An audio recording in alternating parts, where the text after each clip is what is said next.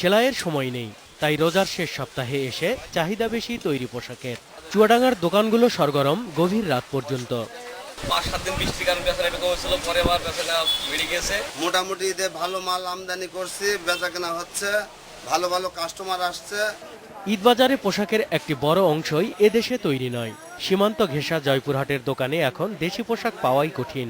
ভারতীয় সিরিয়ালের চরিত্রের নামে থ্রি পিস আর শাড়ির প্রতি আগ্রহ বেশি ক্রেতাদের। ভারতীয় ডিজাইন অনেক ভালো, ওরা ডিজাইন অনেক ভালো করতে পারে, এর জন্য ভারতীয় শাড়ির চাহিদাটা অনেক বেশি। তবে দেশি পোশাকই কিনবেন আছেন এমন ক্রেতাও। বাইরের ভারতীয় পণ্য কিনছে, সেটা আমি কিনছি না। আমি দেশি পণ্যতে বিশ্বাসী এবং দেশি পণ্য দেখতেছি বাচ্চা কাচ্চার জন্য, শ্বশুর শাশুড়ি ননদ দেবর সবার জন্য কিনতে আসছি। আরেক সীমান্ত জেলা সাতক্ষীরার বিপণী বিতানগুলোতে দেশীয় পোশাক খুঁজে পাওয়াই কঠিন। ব্যবসায়ীরা বলছেন ক্রেতারা যেমন চান তেমন পোশাকই তোলেন তারা। কাস্টমারকে আমরা প্রাধান্য দেই, কাস্টমাররা যেটা চায় আমরা তাদের ডিমান্ড অনুযায়ী দেওয়ার চেষ্টা করি। ক্রেতাদের যখন এই মনোভাব, তখন দেশীয় পোশাকের কারিগররা ভালো থাকবেন কিভাবে? লোকসানের কারণে বন্ধ হয়ে যাচ্ছে হাতের তাঁত। নরসিংদীর রায়পুরার তালিকাভুক্ত 26,693টি তাঁতের মধ্যে বন্ধ হয়ে গেছে অর্ধেকেরও বেশি। কারিগর পাওয়া যায় না, মজুরি কম, চলে না সংসার।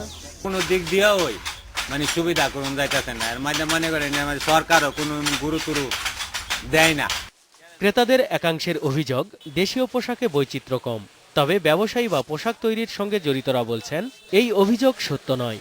ক্রেতাদের বিদেশমুখিতার কারণেই দেশে উৎপাদিত পোশাকেও অন্য দেশের স্টিকার লাগানো হয় বলেও জানিয়েছেন কারিগররা। নজরুল ইসলাম তমাল, ইন্ডিপেন্ডেন্ট নিউজ।